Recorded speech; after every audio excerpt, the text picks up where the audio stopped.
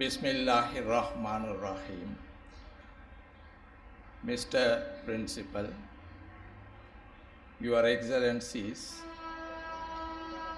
Members of Parliament, the Chairman and members of the Board of Governors, past principals,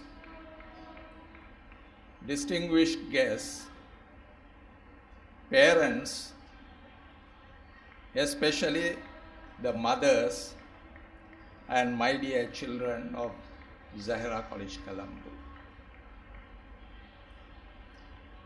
It is 123 years today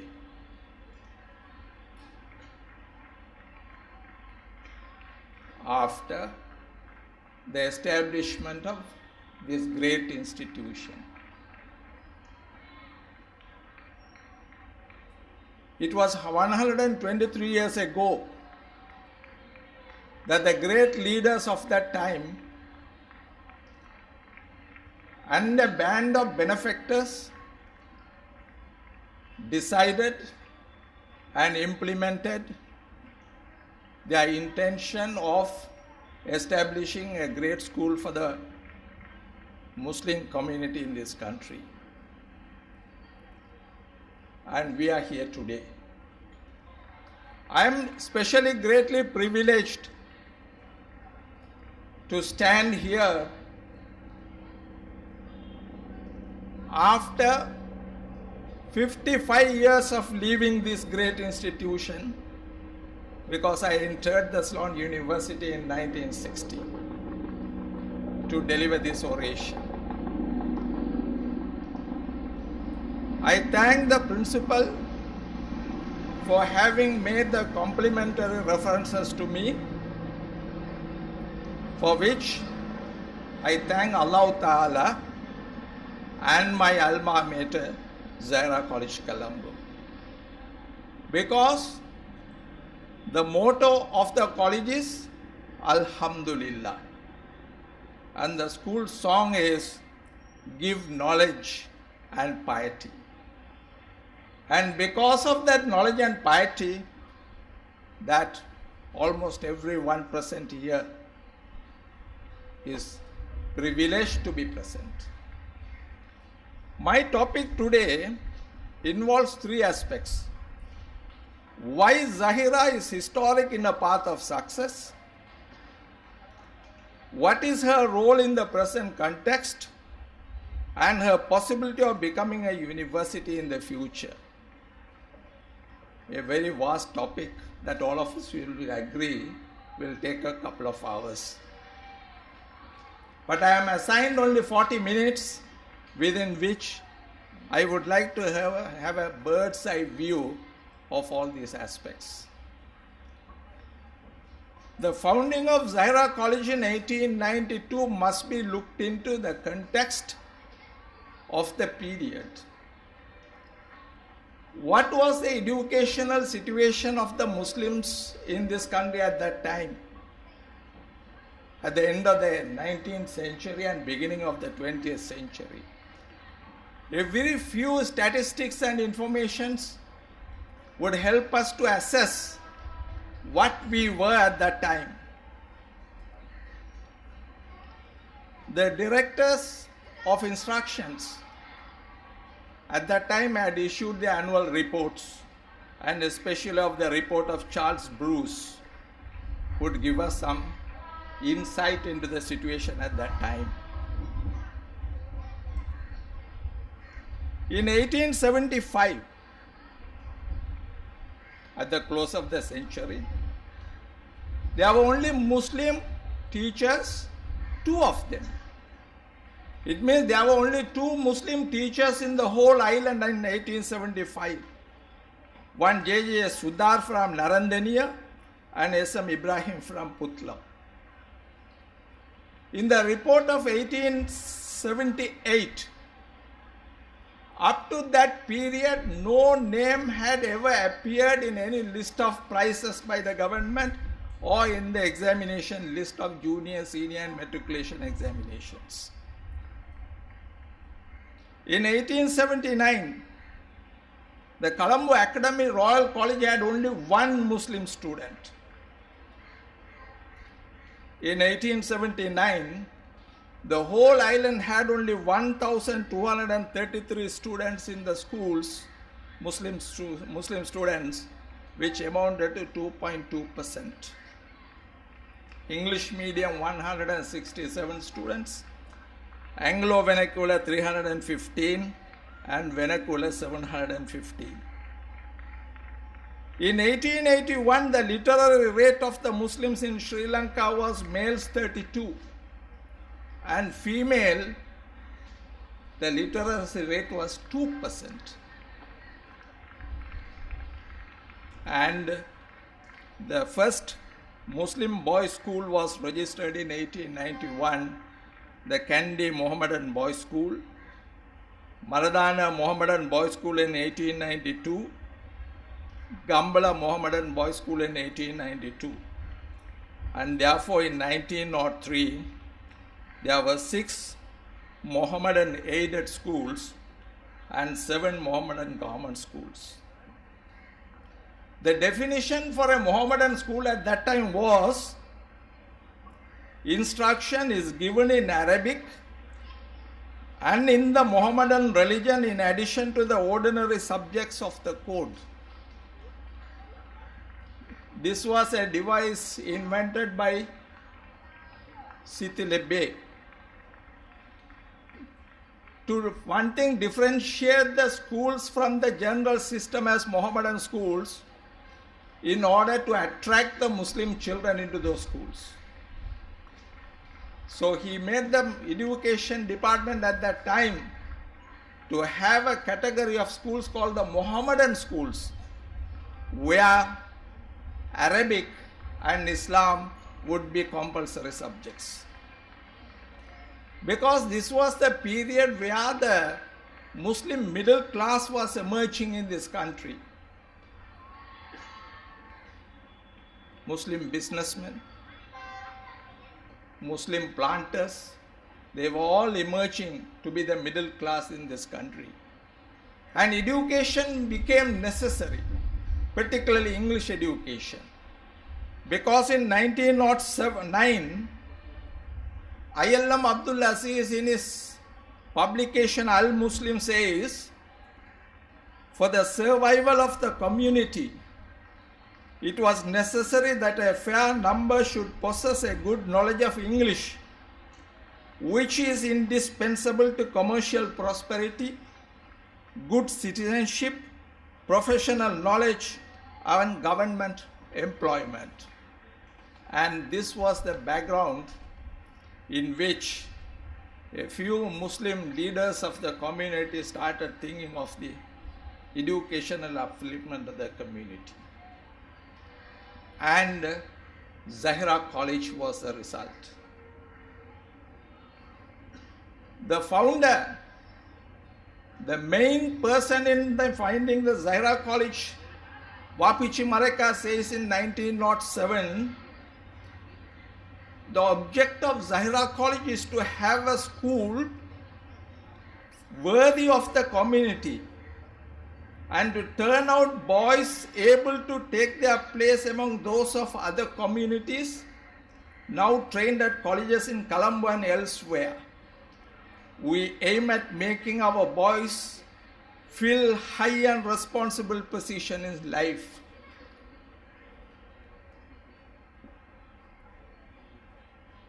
What a foresight. What an idealism. What an ambition, not for him, but for the entire community for the next several hundreds of years.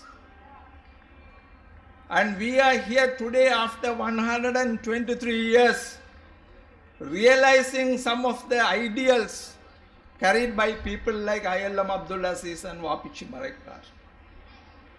And the man who conceptualized the idea of education at that time was Muhammad Qasim Sitilebe. He was from Kandy, a lawyer, municipal councillor, educationist, writer, publisher in Arabic textbooks. He had postulated at that time of having three types of schools: Mohammedan boys' school, Mohammedan girls' school, and a central Mohammedan boys' school in Colombo. And he started working on that. He opened a boys' school in Kandy, a girls' school in Trincomalee Street, Kandy, another girls' school in Katikala, Kandy, further one more school in Gampala and another in Kurunagala.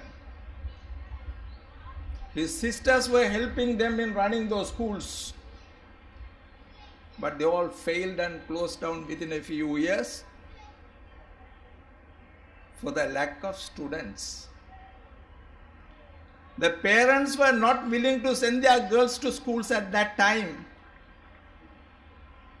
They failed. But the man did not give up. He shifted his attention to Colombo. He collaborated with people like Wapichi Marekar and Ayal Abdul Aziz and addressed a meeting in this grand mosque in 1891,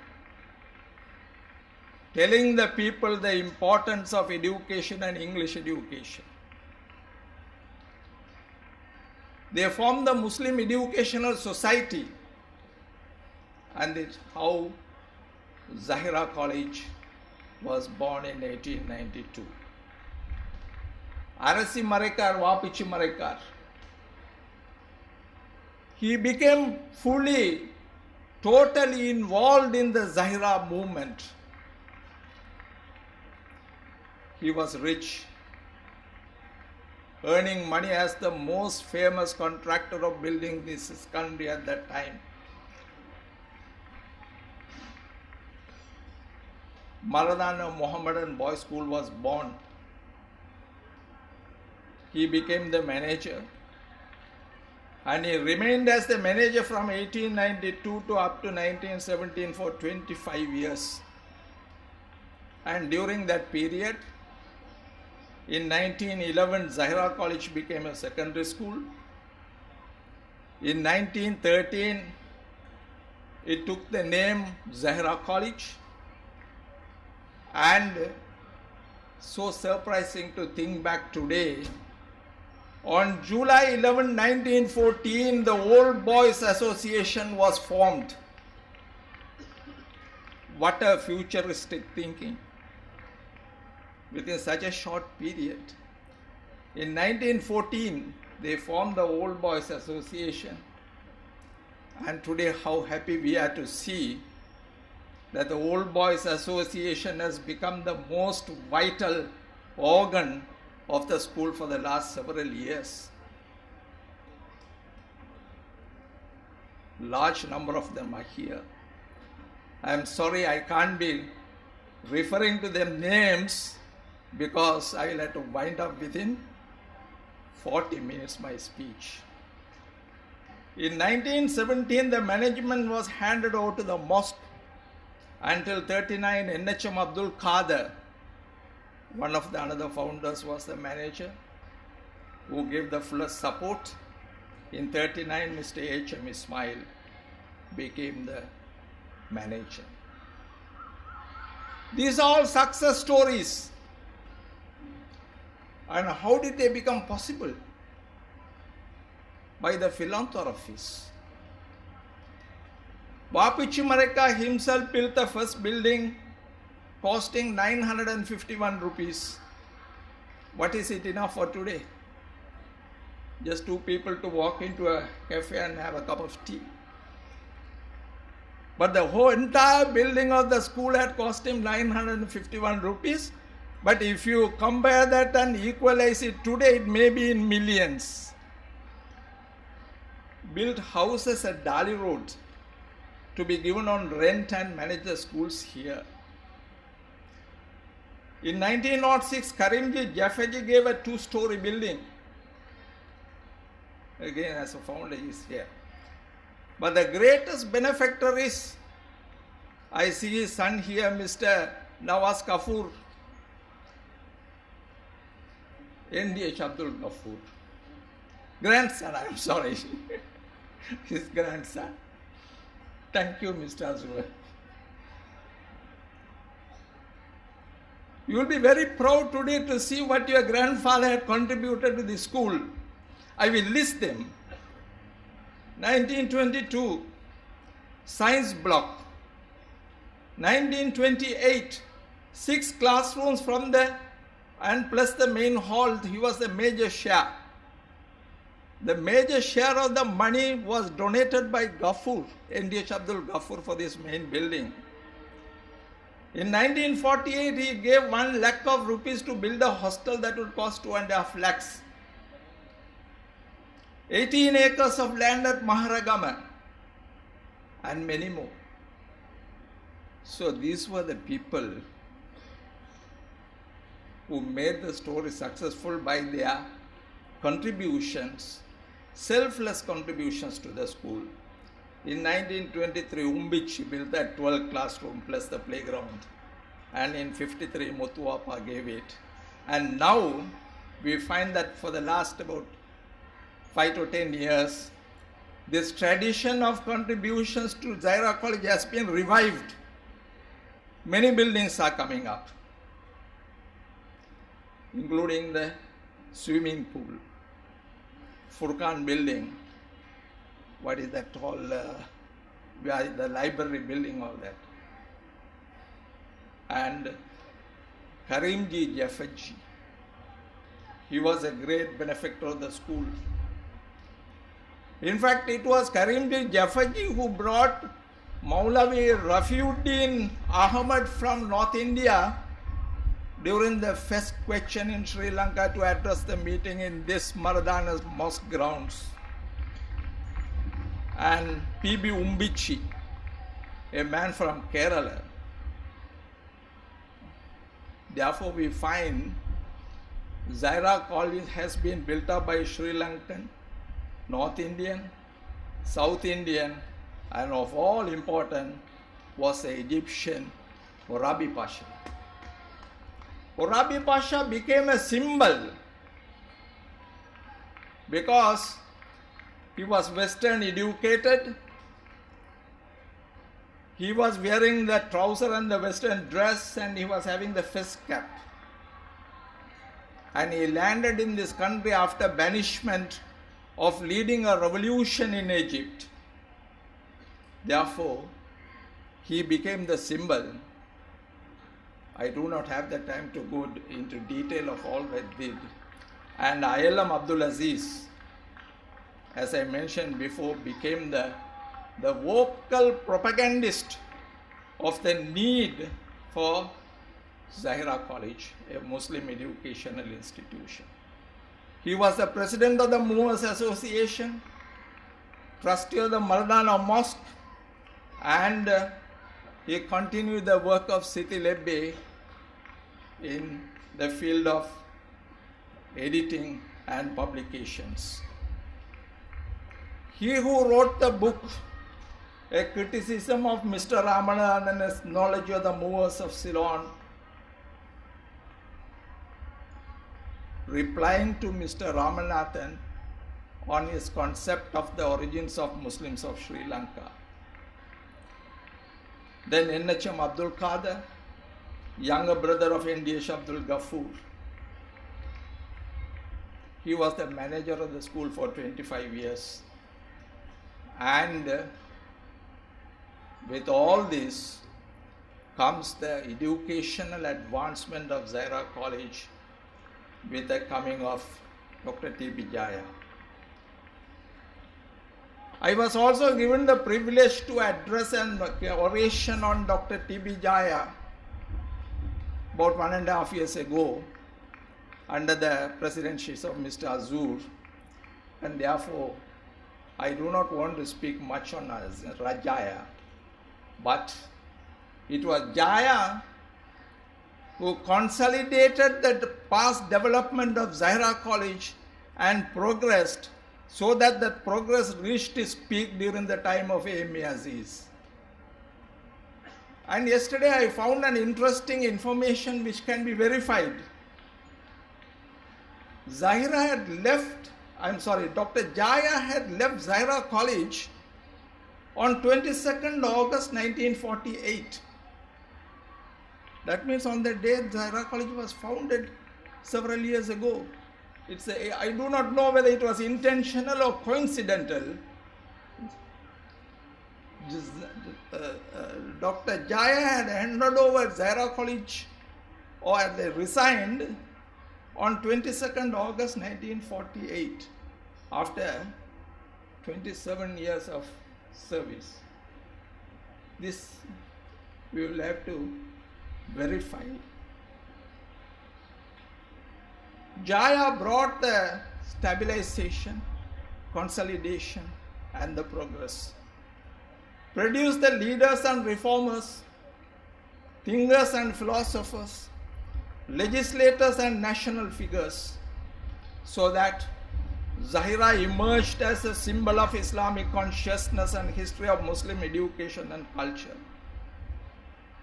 He brought vast academic improvement. Sports and athletics expanded, literary associations, the publication of the Crescent in 1922, free night school, and wholesome midday meal for rice and curry for 10 cents he gave during the war years. It was very commendable. And a vast number of dignitaries visited Zahira College during that period and addressed the students and the staff.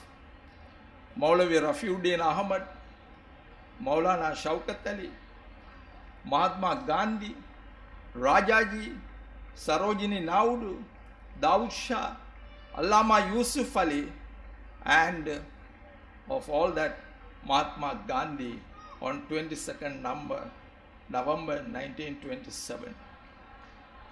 And Mahatma Gandhi says in his speech, the principal and teachers cannot give you character from the pages of books.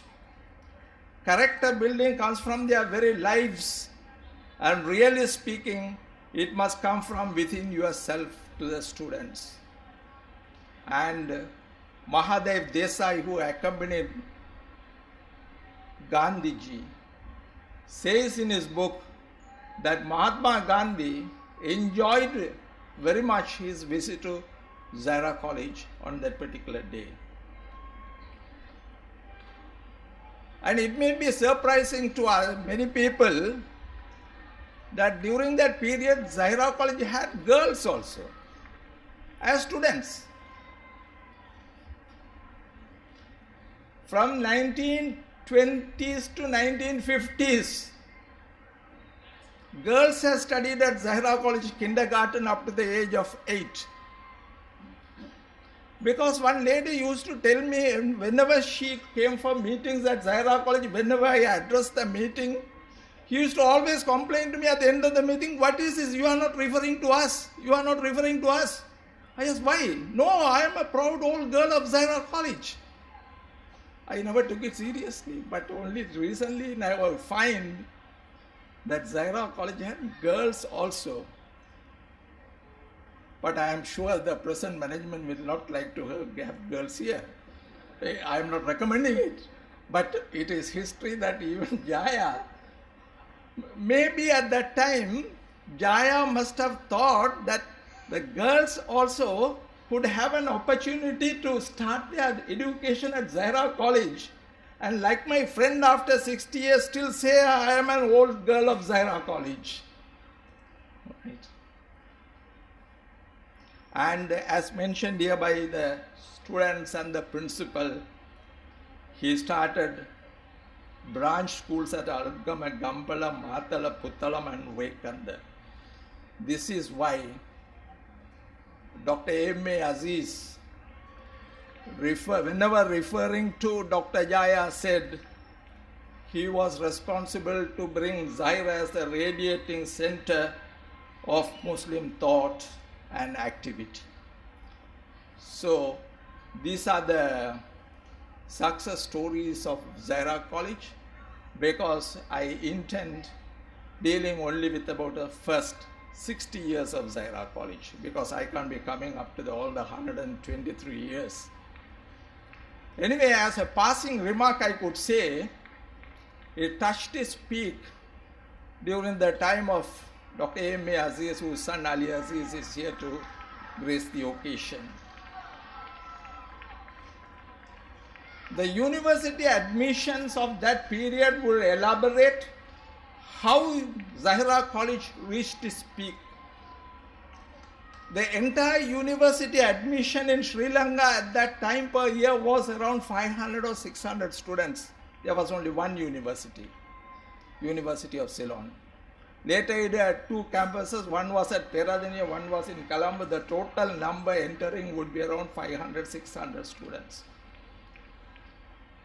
And from 1944 to 1962, a list that was maintained by A.M.A. Aziz and given to me by his son indicates from that period the total number entered the universities were arts 44, science 30, medicine 26, engineering 23, vet science 13, and agriculture 2.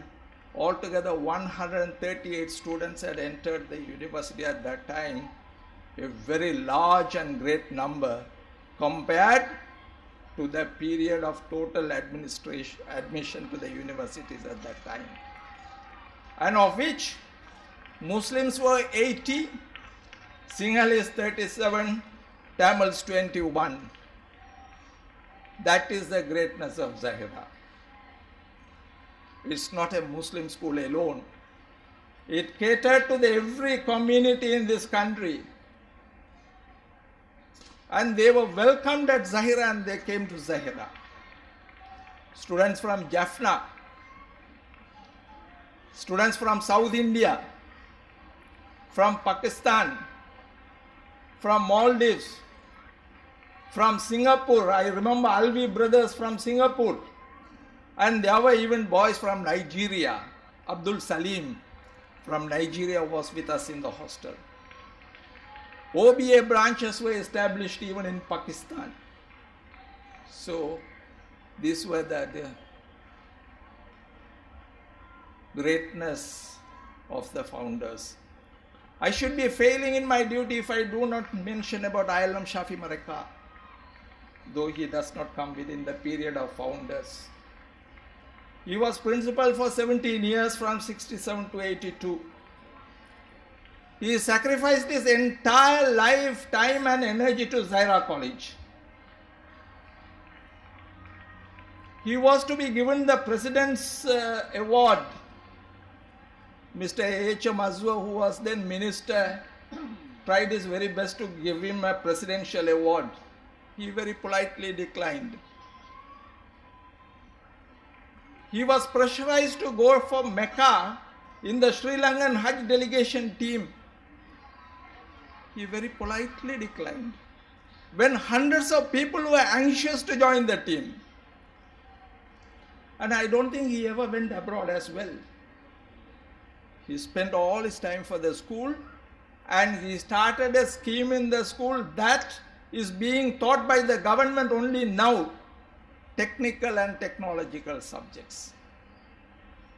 Long, long ago, before the country started thinking of technological lessons for the students, he started the technical education in a vocational center. Motor mechanism, electronical engineering, printing, batik printing, gemology. What a great idea. Therefore, these are the greatness of the institution, of which a large number of present here are the products, and the others are partners in this progress. Therefore, I will request every student present here today and the teachers, with the grace of Almighty Allah, now Zahira College has all the infrastructure facilities in a tremendous way. It has established a discipline among the students, teachers and parents what we require today is academic excellence. But academic excellence cannot be given by one person. The principal alone can't give the academic excellence. Not the teachers alone, not the students, not the parents. It is a combined effort. Everyone must determine and take a vow that we will make the results of Zahira College O-level, A-level and all the examinations not second to any leading school in this country. It has to be a combined effort. Inshallah, in another few years' time, we should be proud to say, just as the number of students entered the university in Aziz era, the same amount of students are going for higher studies from Zahira College. Not only the universities, law colleges, accountants, business professionals, lawyers, and even politicians. We must be proudly say we are 4 ministers from Zahira College. We should be proud to say there are 12 parliamentarians, including non-Muslims in parliament. That era should come, and that era will lead me to make a few comments on whether we can one day become a university. The concept of university has changed a lot. 50 years ago, entering the university was a different matter, it's entirely different today. It was to directly go to a university and get a degree. But now there are universities in the world, even without ever entering a school and studying, you can go to a university.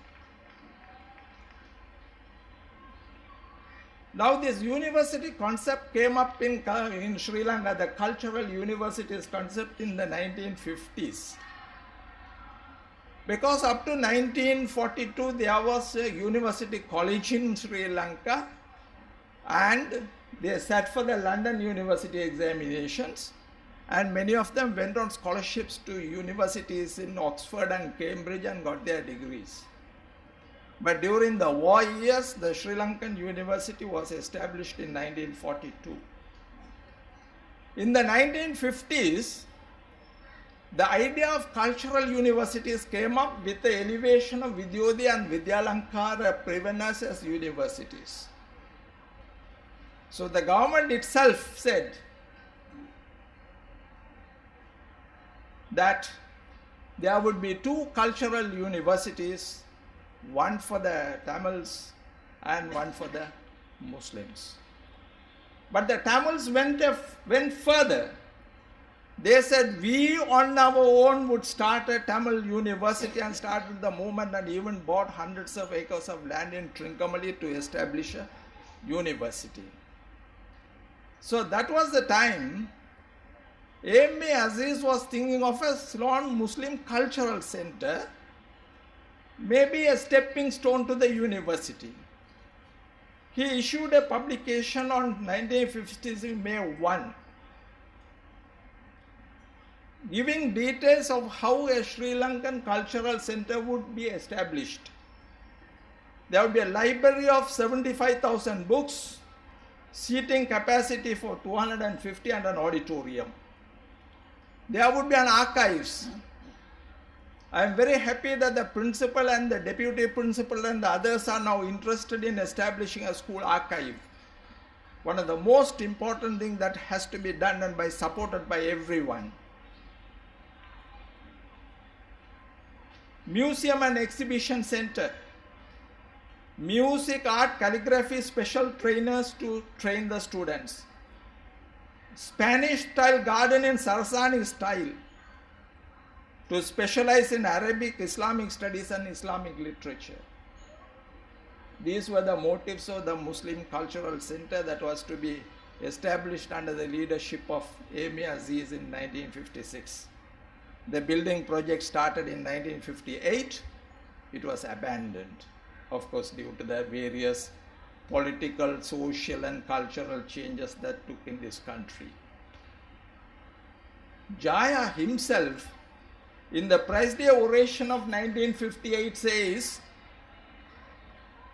"I feel it is my duty to pose the question whether it is not time, in view of the changes taking place in the country, to take steps for the establishment of a Muslim university. While we welcome the conversion of two well-known Privenas into universities, Hindu and Christian universities in the making, we Muslims will be failing in our duty if unmindful of the inspiring lead Muslims have given the world in higher and university education.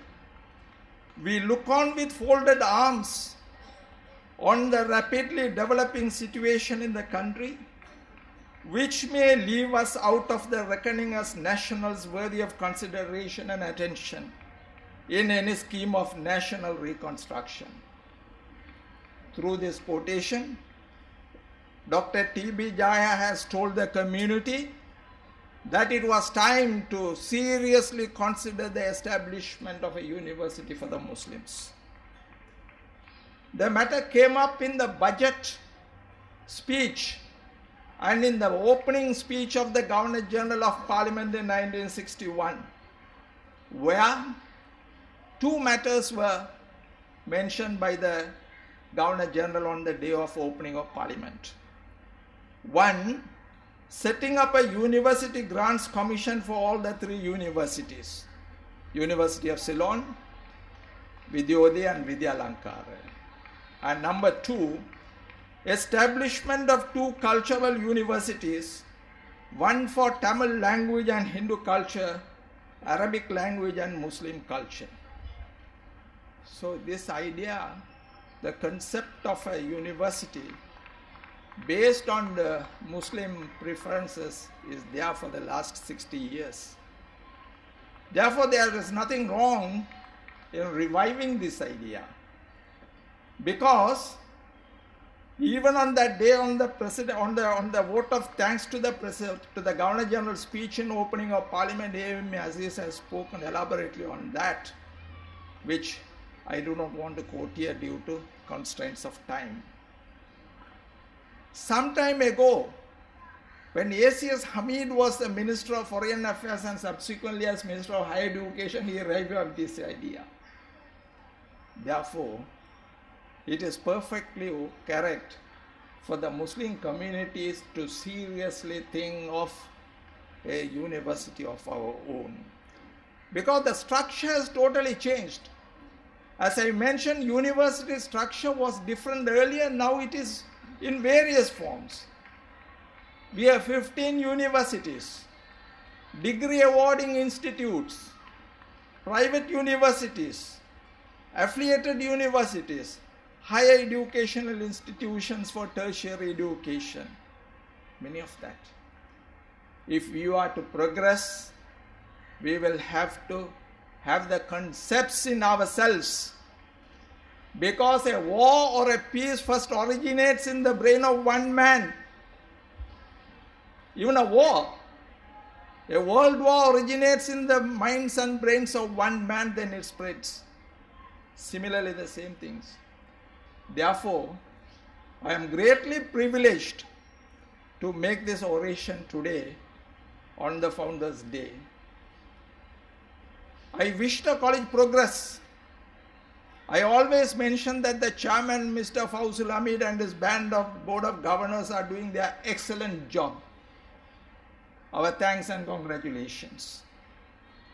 The teachers and principals should endeavor to improve the excellence of education in the school, for which more contribution must come from the teachers, students, and the parents. And inshallah, one day Sri Lanka will have a Muslim-oriented university. Thank you very much.